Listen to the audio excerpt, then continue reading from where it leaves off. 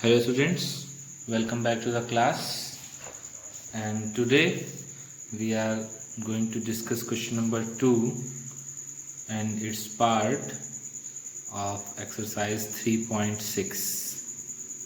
So this is a word problem type question.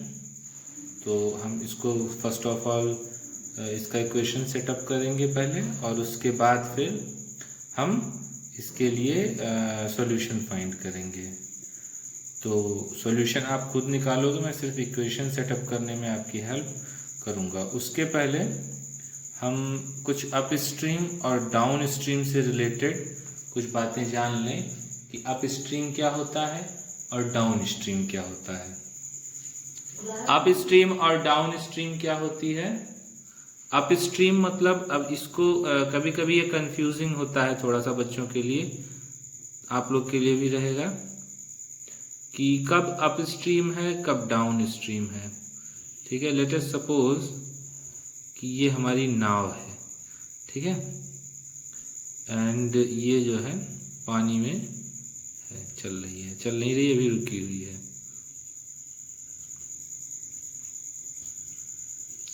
ये पानी में है अंदर, ठीक है।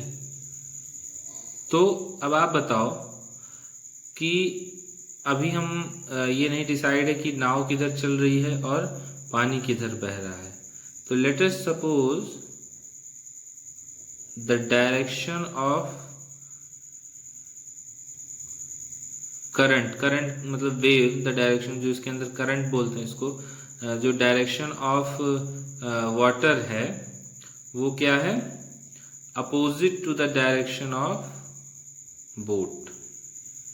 ठीक है, इस जो स्ट्रीम या करंट कुछ भी कह लो, जो धारा है, जो पानी की धारा है, इसकी डायरेक्शन जो है वो नाव की डायरेक्शन के अपोजिट है अगर, तो जब नाव आगे बढ़ेगी और पानी इधर से आके इससे टकराएगा तो क्या होगा? ऐसे ऊपर की तरफ उठेगा, ऐसे उठेगा, इससे टकरा के पानी ऊपर की तरफ उठेगा। आप करके आप कभी देखो इस चीज को कि अगर नाव चल रही है और वो क्या है, स्ट्रीम की अपोजिट डायरेक्शन में है, तो नाव से पानी टकराकर ऊपर की तरफ उठेगा। तो जब पानी ऊपर की तरफ उठ रहा है, यानी स्ट्रीम जो है ऊपर की तरफ उठे, तो इसको बोलते हैं हम अप स्ट्रीम। ठीक है, तो अप स्ट्रीम कब कहा जाएगा? व्हेन अप स्ट्रीम किसको बोलेंगे? अप स्ट्रीम बोलेंगे डायरेक्शन ऑफ स्ट्रीम और करंट या वेव, जो भी आप कह लो, is opposite to the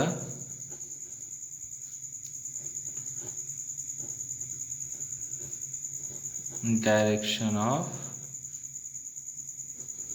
boat, streamer कुछ भी होगा, या कोई स्विमर होगा, कोई भी होगा, है ना। अगर उसकी रो करने की डायरेक्शन, उसके तैरने की डायरेक्शन अगर स्ट्रीम यानी पानी के बहाव की डायरेक्शन के अपोजिट होगा, तो पानी उससे टकरा के ऊपर की तरफ उठेगा, और जब पानी ऊपर की तरफ उठेगा, यानी अपवर्ड, ऊपर के लिए यूज होता है, तो वहां होगा अप स्ट्रीम। इसके विपरीत अगर नाव हमारी पानी में है और जो डायरेक्शन फ्लो ऑफ वाटर का है वही डायरेक्शन क्या है? करंट का भी है, स्ट्रीम का भी है, या आप कह सकते हो धारा का प्रवाह, ये क्या बोलते हैं, पानी की धारा का प्रवाह भी उसी डायरेक्शन में है। तो ये नाव क्या करेगी? पानी को दबाते हुए आगे चलेगी, पानी को नीचे की तरफ दबोचती हुई आगे बढ़ेगी। ठीक है, तो इसको बोलेंगे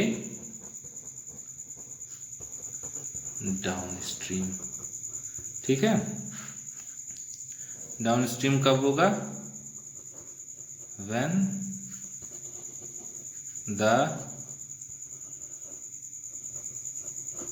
direction of boat streamer ship, या आप कुछ भी कह लो, स्ट्रीमर कुछ भी कह लो। हम बोट का एग्जांपल ले रहे हैं तो हम बोट से ही इसको रिप्रेजेंट कर रहे हैं यहाँ पे। When the direction of boat and the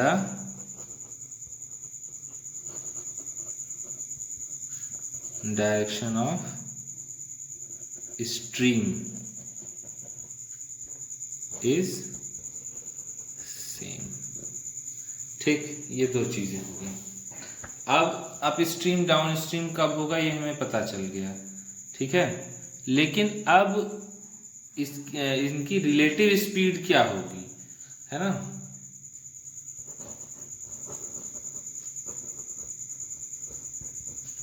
relative speed of boat in upstream and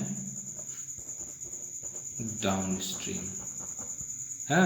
relative का मतलब, रिलेटिव मतलब रिश्तेदार नहीं, रिलेटिव का मतलब ये हो गया कि बोट की स्पीड और उस किसकी रिस्पेक्ट में, स्ट्रीम के रिस्पेक्ट में, है ना। क्योंकि दोनों ही केसेस आप देखेंगे कि आप देखो, अगर बोट फॉरवर्ड डायरेक्शन में जा रही है और स्ट्रीम बैकवर्ड डायरेक्शन में आ रही है, तो ये जो स्ट्रीम है ये इस पर फ्रिक्शन कॉज करेगी, इसके मोशन का अपोज करेगी, ठीक है। तो सपोज स्ट्रीमर या बोट की जो स्पीड है वो 30 किलोमीटर पर आवर है, लेकिन वाटर क्या है, वाटर जो है 10 किलोमीटर पर आवर से इसका अपोज कर रहा है, ठीक है। तो ये 10 क्या होगा, ये मतलब ये 30 की स्पीड से आगे चलने की कोशिश तो कर रहा है, लेकिन 10 किलोमीटर अपोज कर दे रहा है। 10 किलोमीटर पर आवर की स्पीड से वाटर क्या कर रहा है, उसकी स्पीड को अपोज कर दे रहा है। तो जो बोट की स्पीड है वो 20 किलोमीटर पर आवर ही बन पा रही है, ठीक है। यानी in case of upstream, in case of upstream, ठीक है, if the speed of boat in still water is equals to x kilometre per our. Unit आप अपने क्वेश्चन के अकॉर्डिंग लगाएंगे।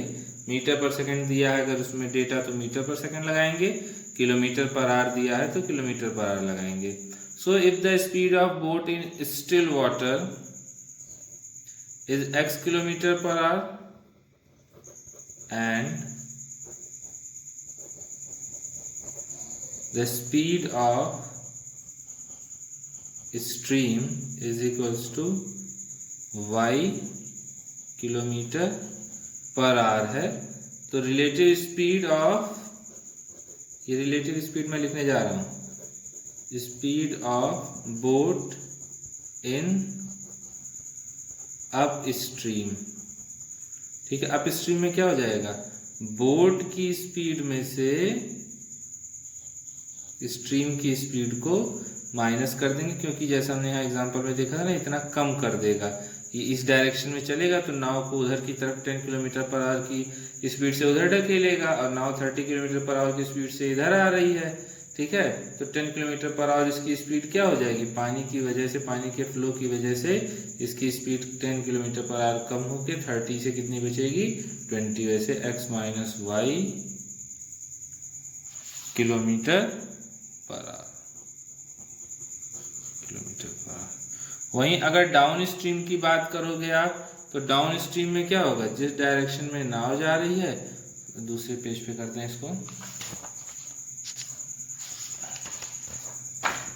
In case of downstream,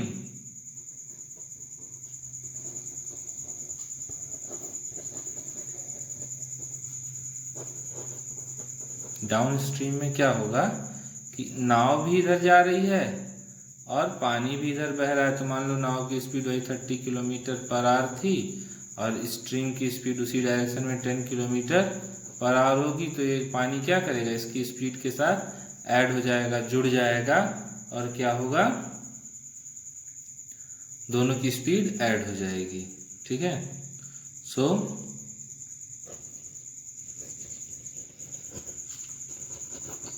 speed of boat in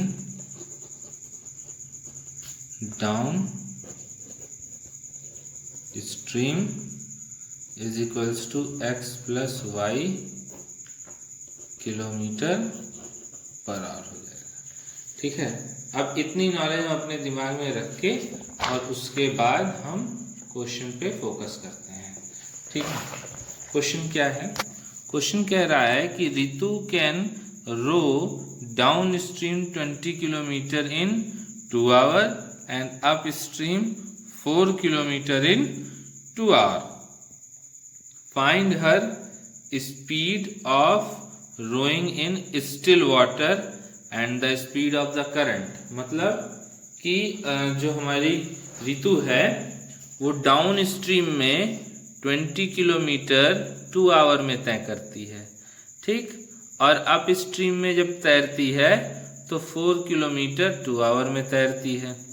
ठीक है, find her speed of rowing in still water and the speed of current. अब देखो यहाँ भी आपको दो फैक्टर मिल गए, दो ऑब्जेक्ट मिल गए, speed of boat in still water and speed of current. तो यहीं से शुरू करेंगे, यही दोनों हमको जो फाइंड करना है उन्हीं को हम लेट करेंगे। Let the speed of boat in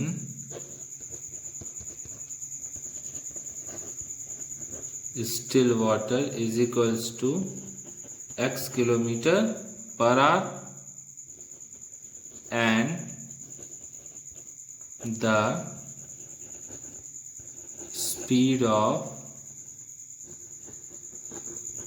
current equal y kilometre per hour. ठीक है, अब क्वेश्चन देखने से पहले ही है ना हम ये चीज़ दिमाग में अपने सेट कर लें कि अप स्ट्रीम होगा तो x माइनस वाई स्पीड निकालेंगे अप स्ट्रीम में तो, और डाउन स्ट्रीम में निकालेंगे तो x plus Y kilometre per hour होगी। लेकिन यहाँ पे दिया है ना Ritu can row downstream 20 kilometre in 2 hour, तो यहाँ पे चाहे आप लिख लो, यहाँ पे लिख दो स्पीड ऑफ रितु इन, हाँ ये देखो सॉरी यहाँ हमने बोट लिख दिया है ना, बोट नहीं लिखेंगे, यहाँ रितु लिखेंगे, रितु, हाँ ठीक। तो speed of Ritu in up stream,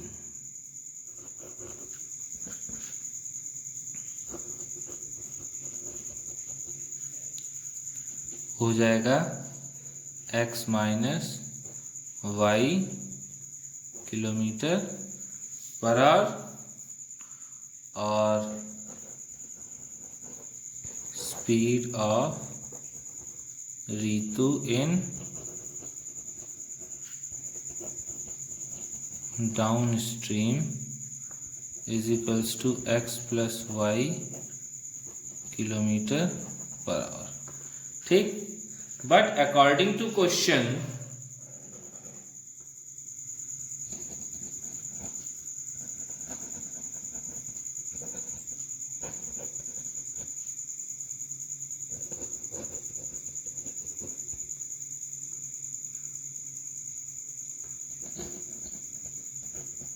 Ritu can row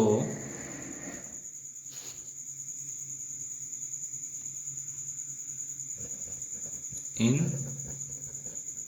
downstream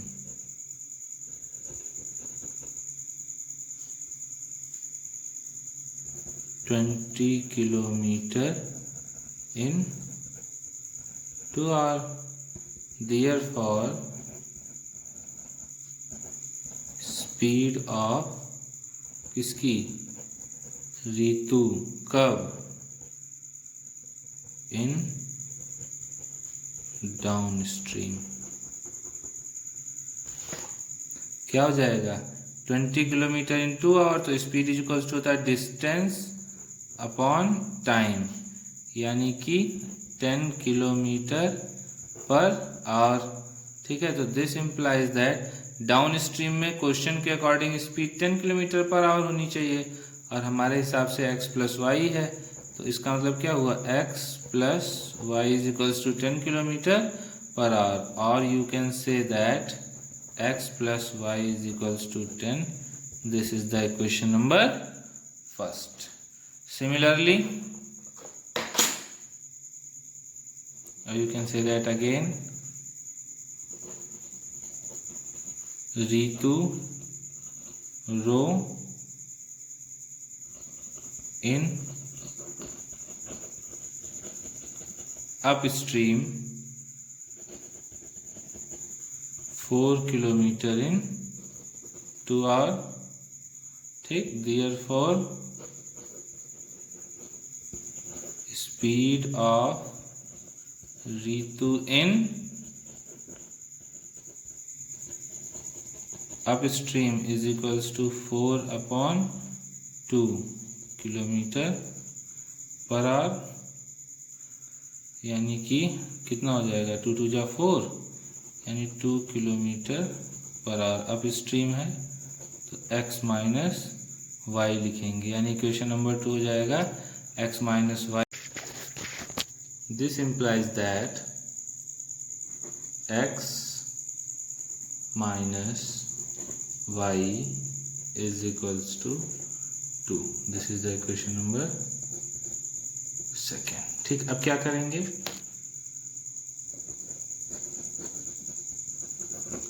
add करेंगे इक्वेशन फर्स्ट एंड सेकंड को। ऐड इसलिए करेंगे क्योंकि उसमें x प्लस वाई इसमें कोफिशिएंट इक्वल करने की जरूरत नहीं, केवल एलिमिनेट कर देना है। ठीक है, अब इसको ऐड करके आप लोग आगे जो है सॉल्व करके x और y की वैल्यू फाइंड कर लेंगे। ठीक है, तो जो x की वैल्यू आएगी वो speed of Ritu in still water होगी, जो y की स्पीड आएगी वो होगी स्पीड ऑफ करंट। अब हम चलते हैं अपने दूसरे क्वेश्चन की तरफ।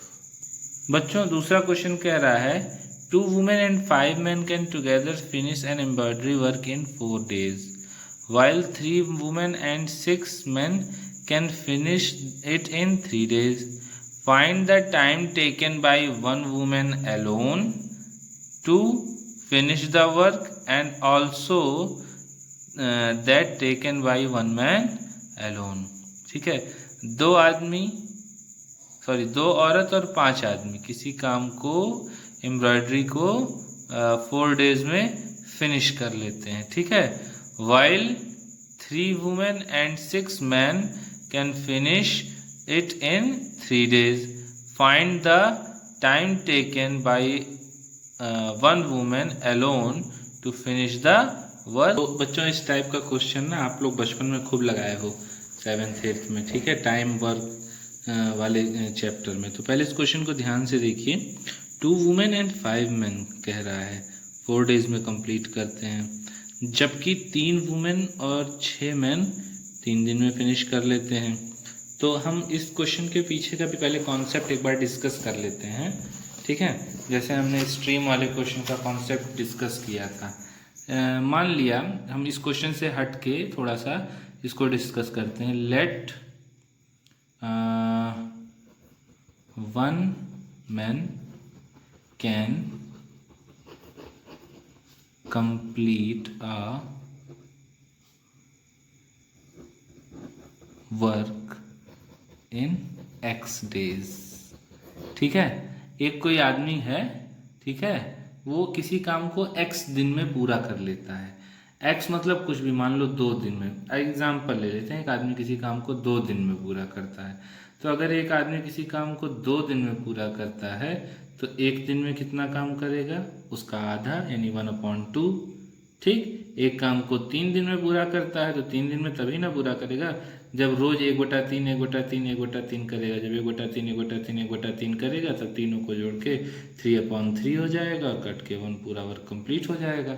ठीक है, वर्क को हरदम 1 मानेंगे इस टाइप के क्वेश्चन में। So let 1 man can complete a work in x days, so this implies that work done by man in 1 day, ठीक है, इज इक्वल्स टू कितना हो जाएगा 1/x। तो वर्क डन बाय 1 मैन है ना इन 1 डे, ठीक है, इतना हो जाएगा।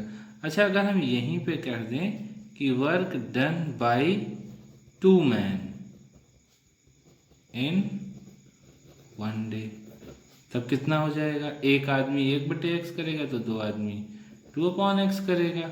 ऐसे आप 5 मैन कर दोगे, 5 मैन कर दोगे इन अ डे तो वो 5/x हो जाएगा। ठीक है, क्योंकि एक आदमी 1/x कर रहा है, इसमें ज़्यादा दिमाग मत लगाना कि कोई आदमी ज़्यादा काम कर ले तो। मैथमेटिक्स में ऐसा कुछ नहीं रहेगा, ठीक, कभी भी नहीं रहा ना अब आगे रहेगा, तो जब तक कहा नहीं जाएगा। तो एक आदमी जो है एक दिन में 1/x काम कर रहा है तो दूसरा वाला 2/x करेगा, तीसरा वाला दूसरा वाला मतलब 2 आदमी रहेंगे तो 2/x करेंगे और 5 आदमी रहेंगे तो 5/x करेंगे। ठीक, ऐसे वुमेन के साथ होगा। वुमेन मान लो y डेज में करती है तो एक वुमेन 1/y करेगी, 2 वुमेन एक दिन में 2/y करेगी, ये है ना, ऐसा होगा। तो लेकिन अभी अगर मैन और वुमेन दोनों की बात करें, ठीक है, तो अगर मान लो मैन x डे में करता है तो वुमेन y डेज में करेगी। ठीक है, तो work done by women in 1 day कितना हो जाएगा 1/y हो जाएगा। ठीक है, तो उसी तरीके से अगर मैन और वुमेन दोनों वर्क करें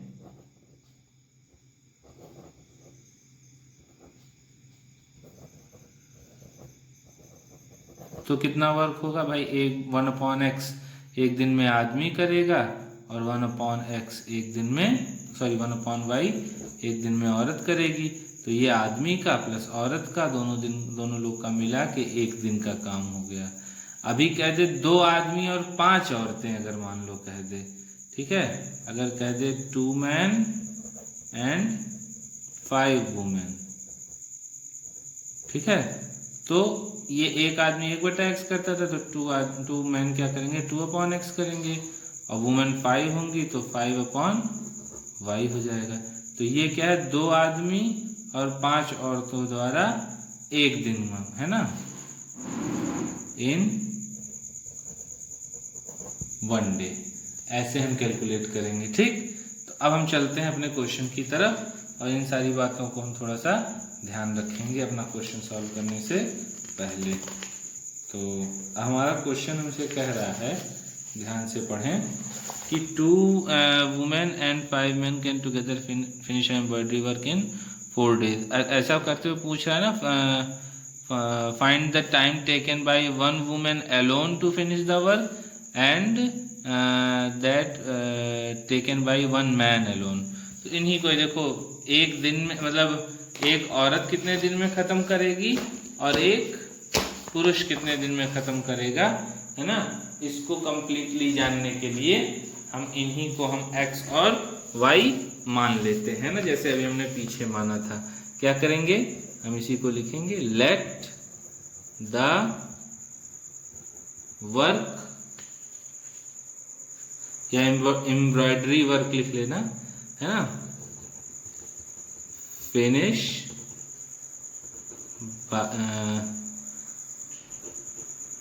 completely let the work finish completely by a man and a woman, है ना। देखो मैन और वुमेन दोनों को हम अलग अलग लिखेंगे, ठीक है, मैन एंड वुमेन। पहले मैन लिखा है तो जैसे मान लिया let the work finish by man in x days and women का बाद में, तो वुमेन के लिए बाद में लिखेंगे y डेज, उसके बाद लिख देंगे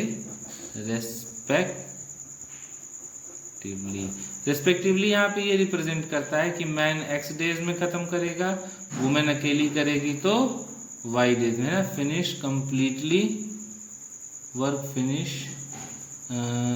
कंप्लीटली या एलोन, एक वर्ड इसमें एलोन ऐड करेंगे, है ना।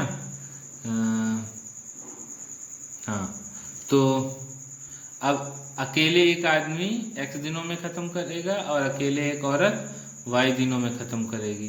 तो this implies that work done by a man in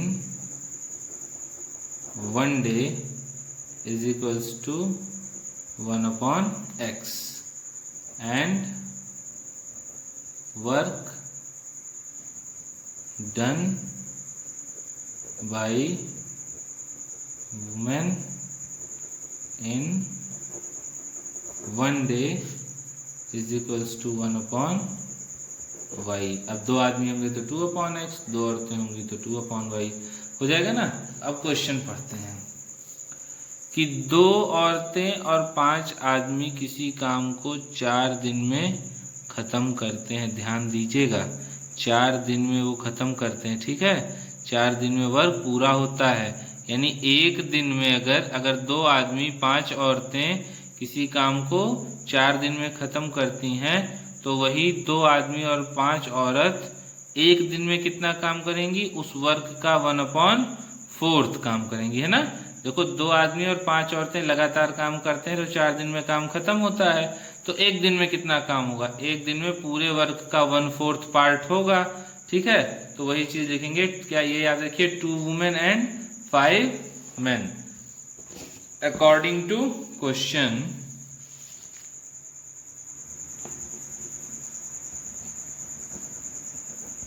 according to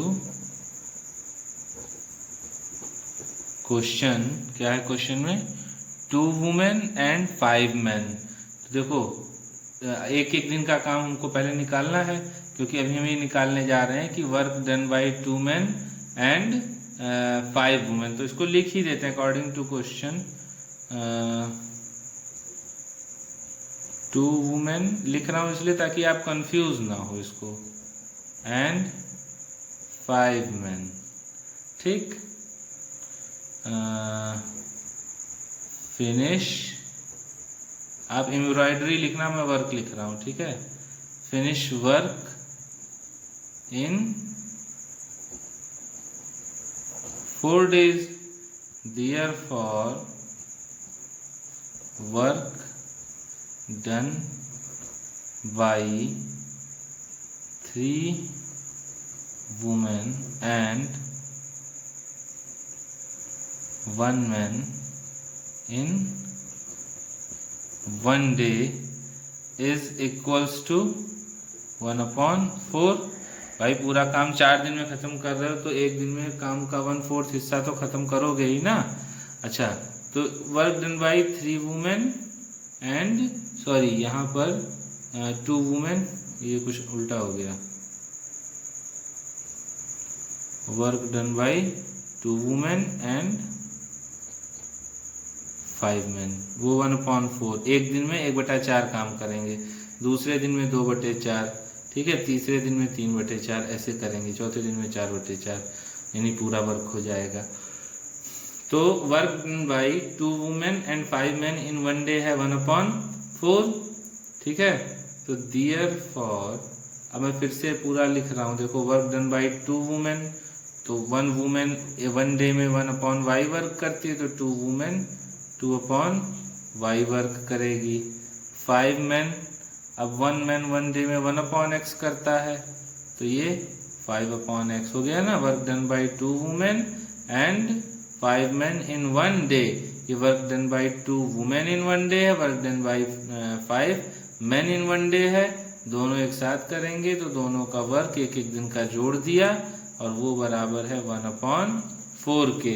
इसको और अच्छे से सिंप्लीफाई करके लिखना चाहो तो ऐसे लिख सकते हो 5/x plus 2/y is equals to 1/4 and this is your equation number first.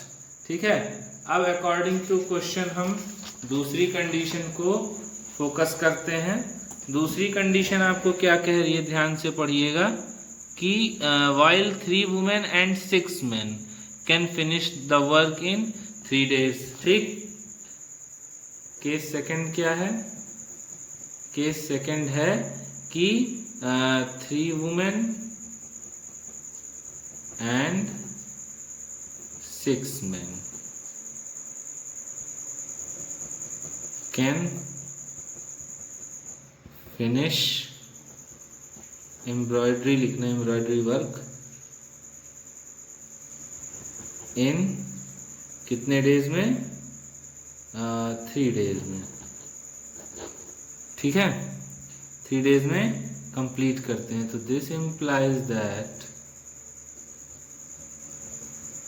Work done by 6 men and 3 women, women तो छूट गई थी, 6 men and 3 women in 1 day। एक डे में कितना वर्क करेंगी, पूरा काम 3 औरतें और 6 आदमी मिलकर पूरा काम 3 दिन में करते हैं। तो 3 औरतें 6 आदमी एक दिन में कितना काम करेंगी, उस काम का 1/3वां हिस्सा, 1/3 पार्ट उसका एक दिन में करेंगी, तभी 3 दिनों में 3/3 यानी पूरा वर्क कंप्लीट होगा। तो वर्क डन बाय 6 इतना हो गया। अब देखो 6 men कह रहा है तो 6/x, एक दिन में एक आदमी 1/6 करता है तो 6 आदमी, सॉरी एक दिन में एक आदमी 1/x करता है तो दो आदमी 2/x, 3 आदमी 3/x, 6 आदमी 6/x प्लस 3 वुमेन है तो 3/y is equals to 1/3। Now this is your equation number 2। अब ये क्वेश्चन जो है आपका इक्वेशन नंबर 1 और 2 जो मिला है, इसको आप सब्स्टिट्यूशन करके क्या करोगे, अब लिखोगे, मैं बता दे रहा हूँ, let 1/x equal p and 1/y equal q। ठीक है, उसके बाद इक्वेशन नंबर फर्स्ट और सेकंड में आप इसको पुट कर दोगे and you get your solution. ठीक है, किसी को प्रॉब्लम होगी तो then have to ask me. Okay students, now तो अब जो हमारा पार्ट नंबर 3 है, तो इस क्वेश्चन को हम आपको होमवर्क में दे रहे हैं। अगर आप ये होमवर्क में कर लेते हो तो बहुत अच्छी बात है, नहीं होता है तो आप किसी क्वेरी सेशन में इसको मुझसे डिस्कस करेंगे। अगर आप कहोगे तो मैं इसका वीडियो भी बनाकर आपको दे दूंगा। Okay, so that's all for today. Thank you class, thank you very much.